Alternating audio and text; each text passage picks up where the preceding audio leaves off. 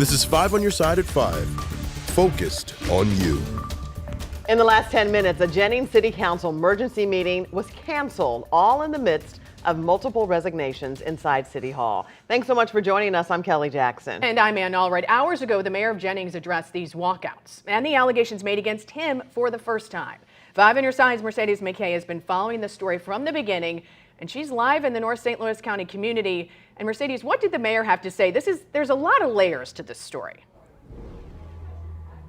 Honestly, Ann and Kelly, this is basically a mess here in Jennings right now. Less than 5 minutes ago, the mayor came out, put a sign on the door saying that City Hall was closed and that this emergency meeting was canceled. But now, less than 2 minutes ago, I'm going to step aside so you can see what's happening. This door has been opened. Somebody answered the door saying that they can't have this meeting that was canceled just 5 minutes ago because they don't have a proper secretary. Now there has been rumbles that there may be a meeting now. So honestly, like I said, just a mess here. These residents have been out here since about 4:45 wanting to get inside this meeting. Definitely a lot of concerns here. So let's kind of go over what the mayor said earlier, and we'll get back to that a little later. So the mayor claimed that the city clerk held multiple positions, and that is a disregard of checks and balances. He also claimed that the employees who resigned were fired first, and today he accepted those resignations. Now, we've been talking about this emergency meeting that looks like it is going to happen. Well, earlier today, we actually weren't sure it was going to happen because the mayor was kind of not making sense about this meeting. He basically told us that he couldn't recognize the format of this meeting, but wouldn't actually clarify what that meant. The new city attorney broke down to us that what was set to be discussed in this meeting, that again, we don't know if it's happening or not, the council can't undo. They are set to vote on whether to rehire anyone who submitted resignations, which the mayor says if they were terminated, then resigned, it's a done deal. The employees who resigned cited a, quote, unethical and hostile work environment. Now, we sat down with the mayor today and asked about those allegations and then spoke with the former city attorney who tells us it was one of the reasons he resigned. Ask the other employees, is this a hostile work environment? Ask the residents that come to the department that are leaving here satisfied. It doesn't happen in mass the way that it happened. And I think there's probably going to be more, and there's a reason for that. So, that's a non-answer.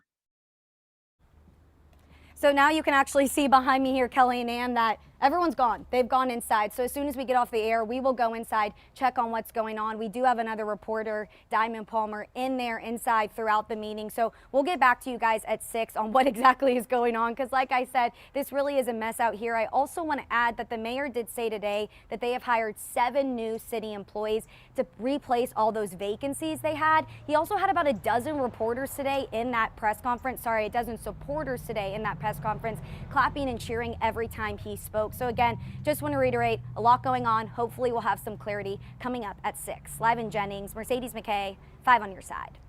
The person in charge of Maui's emergency management has stepped down from his position. Herman Andea says it's due to health reasons. This comes one day after he defended his decision to not use the island's siren system for wildfires last week.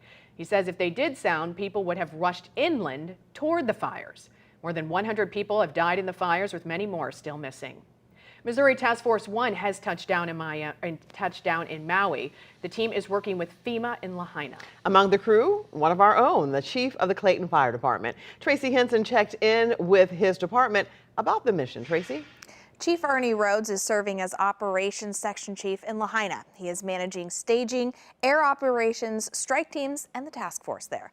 Alongside him in Lahaina are fellow Missouri Task Force 1 members.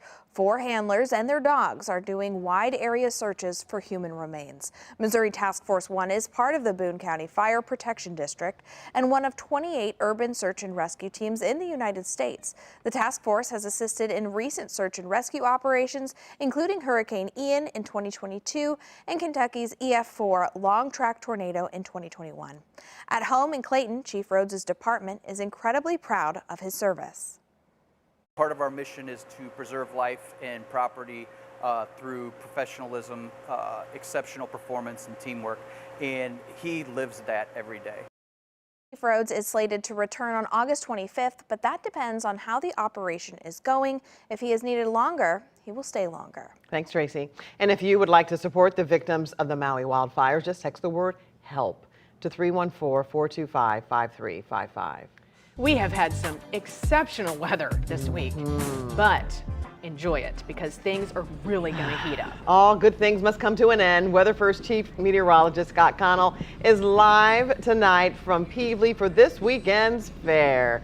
Scott, you didn't have any food at 4. That's what about right. now? Scott! No, I know. I'm still. Well, they didn't really He's open speechless. until 5 o'clock. So Oh. cut me some slack. You know. Okay. I'm trying to I was work telling behind him the scenes, last They night. just opened the gates. You want fried? Something fried? Yes. I'm working on it.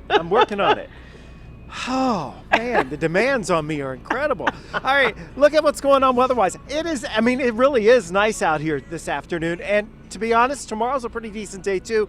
Sunday going into next week, this is where we're going to have the problems, okay? It's after tomorrow when we really get hot and sultry. Look at our temperatures, pretty close to 80, give or take a degree or two right now, and that's about it. If you're coming down to Peevely this evening for Peevely Days, which will continue into tomorrow, temperatures are dropping into the 70s. Going to be another great evening. Live music on the stage. Just absolutely fantastic. So here's the lowdown. We're comfortable into tomorrow. Tomorrow's comfortably warm. We say that it'll be close to 90, but the humidity's not too bad. The heat really builds Sunday, and that heat index 105 to 110 starting Sunday afternoon. Likely to be Monday afternoon, Tuesday afternoon, Wednesday afternoon, maybe Thursday afternoon. That's dangerous heat, and we'll be lacking as far as any rainfall goes too. So you're definitely going to want to start hydrating at this point. Folks starting to come out across the area right now here in Peevely, and you see there are many food trucks that are out here right now. So Kelly and Ann, I'm going to see what I can do, but I also have that bull, the mechanical bull. Yes. that Oh, showed yes, up. you told me that. I challenged you to that at 4. And we were hoping that they don't go too hard on you there. I know. So you should be eating an ice cream cone on the bowl. How's Right. that? I don't know. All right, Scott. Students in the Metro East are back in the classroom this week. The Belleville School District is changing some of its practices to make sure students feel a sense of belonging. 5 on your side's Travis Cummings reports on what it's doing to achieve that.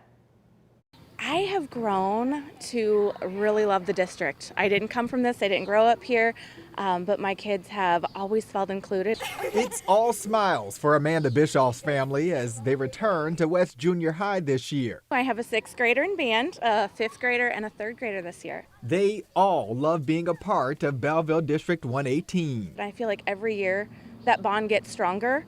Some of them have been together since kindergarten. They have new kids coming in every year, and they're always making new friends, and the teachers, staff, they're amazing. So you're going to walk across the sidewalk. About 3,300 students across 11 elementary and junior high schools are returning to the classroom this year. The togetherness you see here is what the district is pushing for through its Belonging Begins with Belleville initiative. And its core values and goals reflect that.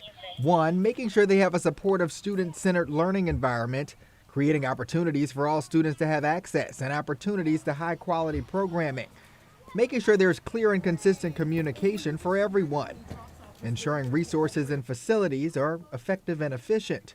The biggest push?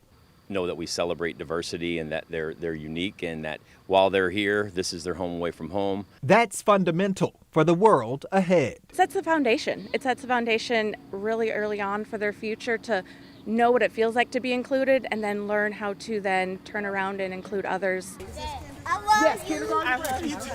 Reporting in Belleville, Travis Cummings, 5 on your side.